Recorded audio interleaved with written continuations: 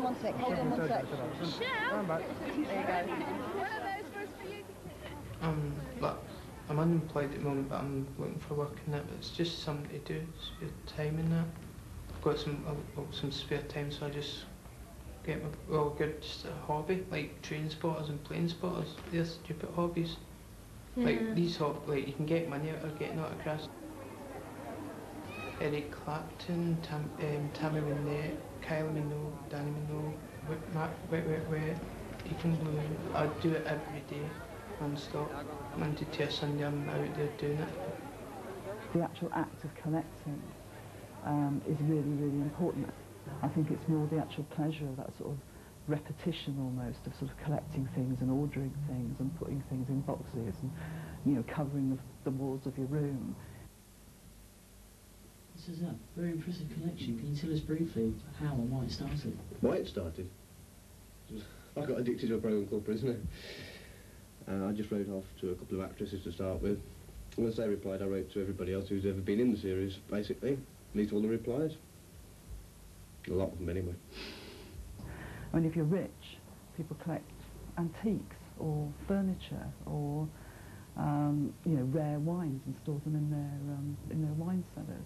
But I think there's, in a sense, there's a way that, like, the working class, if you like, gets judged far more about their obsessive habits than the rich.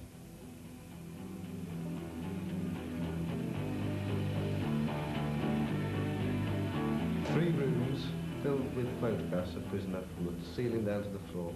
There's about 15 files under my bed filled with articles on Prisoner. I've got all the sign-up, well, all the sign-up lists for about the first 250 episodes of Prisoner, and the details of each episode and what happened in it. I've got an original costume, which cost me £210 at an auction.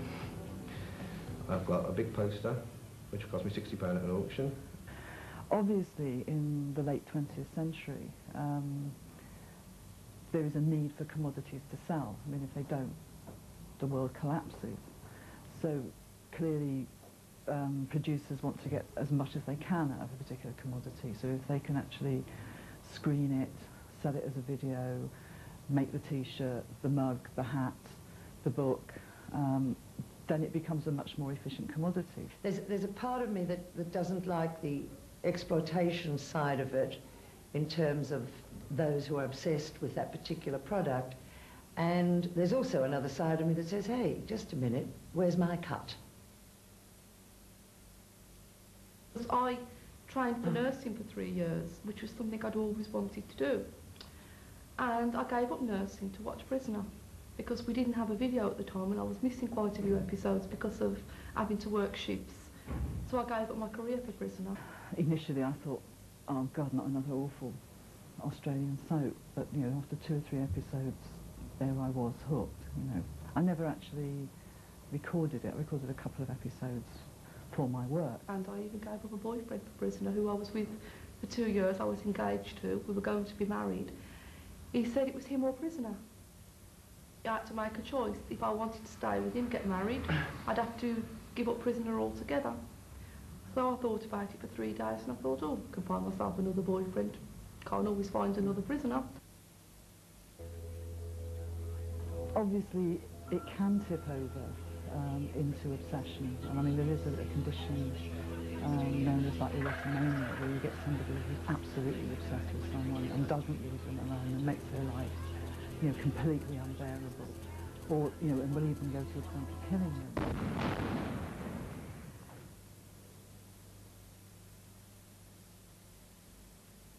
There is that almost conscious, like, blurring over of the gap between the person, the star, and the character, and they become, I mean, they become sort of public property. They don't have a right to me, but they do deserve they deserve my consideration in return for their support. I don't think I'd so much like to know about the parts I played in Prisoner, funnily enough, because I think I know all there is to know through watching and through information. I'd like to be nosy and find out about the, well, not personal, but, you know, about them as a person, the past, the schools they went to, the whole, you know, about them as a person, their life away from the screen. To me, they are an audience, I'm an actor, and I'm not about to make them my lifelong friends. So we're all focusing in tighter and tighter and tighter on each other. And one wonders how far this will, how far this will go. And I mean, certain movies have addressed this in terms of, sort of watching people die. You're actually, in a sense, getting too close.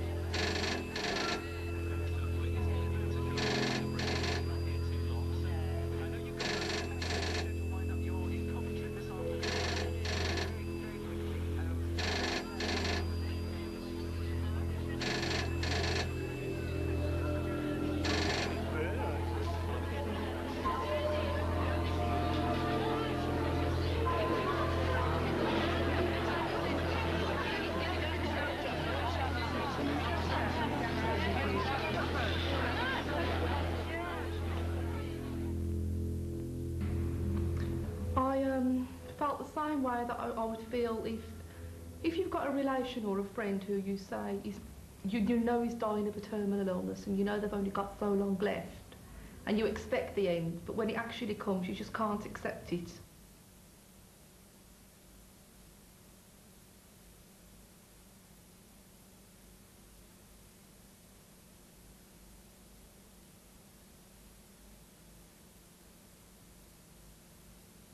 It's tragic. Yeah.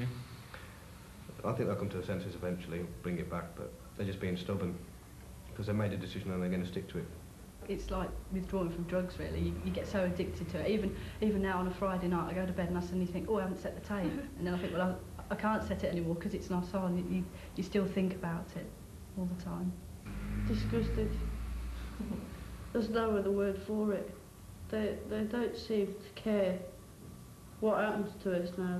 They're just interested in making more money out of their own series rather than giving the viewers what they want.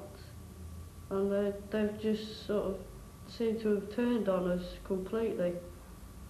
The only way I can cope with the severe withdrawal symptoms, and believe me and you, I'm suffering just as much as a heroin addict would when you take the heroin away from them.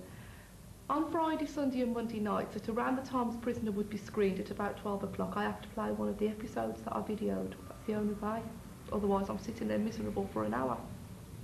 If all the stuff about the breakdown of organic communities, etc., is true, if people don't have that contact with each other that they used to have, because the world is a dangerous place so people can't wander around the way they used to and leave the doors open the way they used to, if all that is true, then what you get instead is the setting up of like screen communities, and so people have a contact with each other sort of through the programme.